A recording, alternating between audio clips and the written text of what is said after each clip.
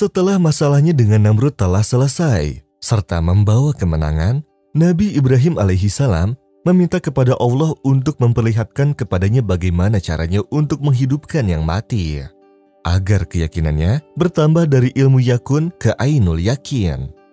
Lalu beliau berkata, "Wahai Tuhanku, perlihatkanlah padaku bagaimana caramu menghidupkan mereka yang telah mati." Allah Subhanahu wa Ta'ala mengetahui akan keimanan dari Nabi Ibrahim yang sangat tinggi. Tetapi, ia meminta caranya yang mana hal tersebut tidak bisa dipahami kecuali dengan praktek langsung. Nabi Ibrahim berkata lagi, "Untuk menenangkan hatiku." Allah Subhanahu wa Ta'ala memerintahkannya untuk mencari 4 ekor burung. Burung-burung itu adalah burung dara, ayam, burung merak, dan burung gagak. Serta memerintahkannya untuk menyembelih semuanya, mencabut-cabut bulunya, dan memotongnya kecil-kecil, serta mencampurkan bulu-bulu semua burung itu dengan daging dan darahnya. Kemudian ditaruh di 4 puncak gunung, masing-masing gunung 1 bagian. Kemudian beliau membawa kepala dari semua burung-burung tersebut dan berdoa kepada Allah, lalu menunggu apa yang akan terjadi. Saat beliau bertafakur akan makhluk-makhluk Allah, tiba-tiba datang 4 burung itu kepadanya satu demi satu. Lalu beliau menyembelihnya kembali dan menaruhnya di 4 puncak gunung.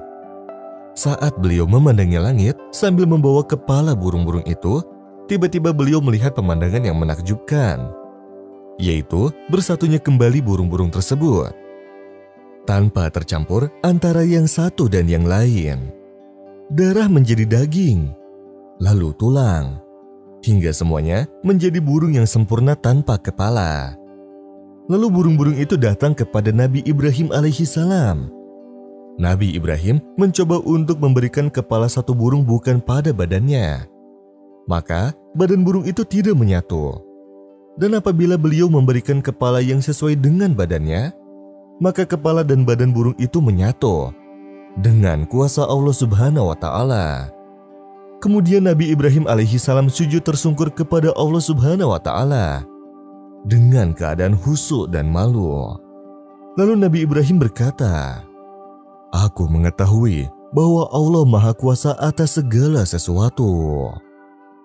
وَإِذْ قَالَ إِبْرَاهِيمُ رَبِّ أَرِنِي كَيْفَ تُحْيِي الْمَوْتَى قَالَ أَوَلَمْ تُؤْمِنْ قَالَ بَلَى وَلَكِنْ لِيَطْمَئِنَّ قَلْبِي قَالَ فَخُذْ 4 مِنَ الطَّيْرِ فَصُرْهُنَّ إِلَيْكَ ثُمَّ اجْعَلْ عَلَى كُلِّ جَبَلٍ مِّنْهُنَّ جُزْءًا ثم ادعهن يأتينك سعيا واعلم أن الله عزيز حكيم.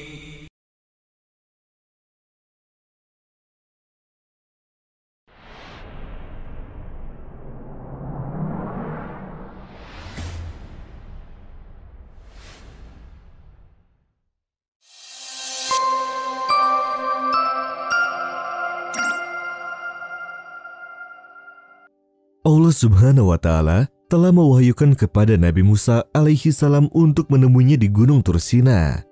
Maka Nabi Musa alaihissalam merasa sangat senang dan gembira. Beliau mengumpulkan kaumnya dan berkata, "Wahai kaumku, sesungguhnya Allah Subhanahu wa Ta'ala telah berjanji kepadaku untuk memberikan lembaran yang berisi petunjuk dan hidayah." Setelah itu, Nabi Musa alaihissalam menemui saudaranya Harun alaihissalam dan menasihatinya untuk menjaga iman Bani Israel dan jangan sampai terjadi sesuatu yang tidak baik pada mereka. Setelah kepergiannya dari Harun alaihissalam, muncul seorang laki-laki bernama Samiri yang berkata kepada Bani Israel, "Bagaimana pendapat kalian jika aku membuat sebuah Tuhan dari emas lalu kita sembah?"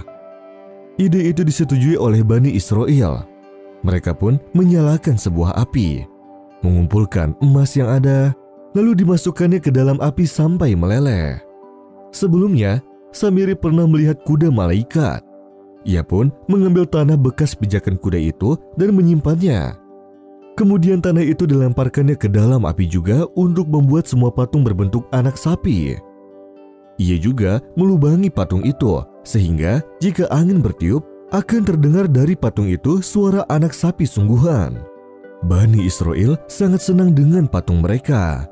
Samiri berkata kepada mereka, "Ini adalah Tuhan kalian, juga Tuhannya Musa.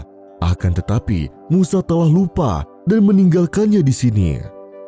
Bani Israel melingkari patung itu, bertepuk tangan, ruku, hingga sujud kepadanya. Melihat hal ini, Harun alaihi salam marah dan menasihati mereka agar tidak menyekutukan Allah Subhanahu wa Ta'ala, dan bahwa Samiri adalah seorang pemfitnah. Akan tetapi, Bani Israel menyepelekannya. Mereka menyuruh Harun untuk menyembahnya juga, bahkan mengancam akan membunuhnya jika ia tidak mau menyembah patung anak sapi itu. Harun alaihi salam merasa tidak sanggup untuk menasihati mereka. Ia pun pergi beruzlah bersama orang-orang yang masih beriman kepada Allah Subhanahu wa Ta'ala. Nabi Musa alaihi salam telah mendapatkan lembarannya yang berisi petunjuk untuk Bani Israel. Di akhir munajatnya, Allah Subhanahu wa Ta'ala memberitahunya bahwa kaumnya sekarang menyembah sebuah berhala anak sapi buatan Samiri. Nabi Musa alaihi salam pun sangat sedih mendengarnya. Ia pun mengambil lembarannya dan pulang. Sesampainya di kampungnya, ia langsung menemui kaumnya sambil membanting lembarannya seraya berkata, "Alangkah buruknya perilaku kalian ini. Allah Subhanahu wa Ta'ala memberikan kepadaku lembarannya, tetapi kalian malah menyembah patung ini di saat kepergianku." Nabi Musa alaihi salam menemui saudaranya Harun alaihi salam dengan perasaan marah. Ia menarik janggutnya dan memegang kepalanya dengan tangan yang lain dan menggeleng-gelengkannya. Lalu ia berkata, "Wahai Harun, kenapa kamu membiarkan mereka menyembah kepada patung yang tidak melihat, mendengar, juga tidak memberi manfaat atau mudarat?" Harun alaihi salam pun menangis. Ia pun memberitahunya bahwa ia sudah melarang mereka, tetapi justru mereka mengajaknya untuk menyembahnya, bahkan mengancamnya jika enggan. Allah Subhanahu wa Ta'ala mewahyukan kepada Nabi Musa alaihi salam akan kebenaran Harun, maka Nabi Musa alaihi salam pun diam. Kemudian Nabi Musa alaihi salam pergi menemui Samiri dan menanyakan alasannya membuat patung itu. Samiri menjawab, "Wahai Musa, sesungguhnya hawa nafsukulah yang membuatku seperti itu." Kemudian Samiri menjelaskan bagaimana cara ia membuat patung itu. Samiri menjawab, "Aku mengetahui sesuatu yang tidak mereka ketahui. Jadi aku ambil segenggam tanah dari jejak Rasul lalu aku melemparkannya ke dalam api itu. Demikianlah nafsuku membujukku." Quran Surah Toha ayat 96. Nabi Musa alaihi salam menghukumnya dengan tidak boleh satupun orang berbicara kepadanya, juga tidak memperbolehkannya untuk berbicara kepada siapapun. Tidak boleh satupun orang bersentuhan padanya, juga tidak boleh menyentuh kepada siapapun. Kemudian Nabi Musa alaihi salam melempar patung itu ke laut setelah ia bakar. Setelah Bani Israel mengetahui bahwa mereka telah menyekutukan Allah Subhanahu wa Ta'ala, mereka pun sangat sedih dan menyesal. Juga meminta kepada Nabi Musa alaihi salam untuk memintakan ampun kepada Allah Subhanahu wa Ta'ala untuk mereka semua. Qala fama khatbuka ya Samiri?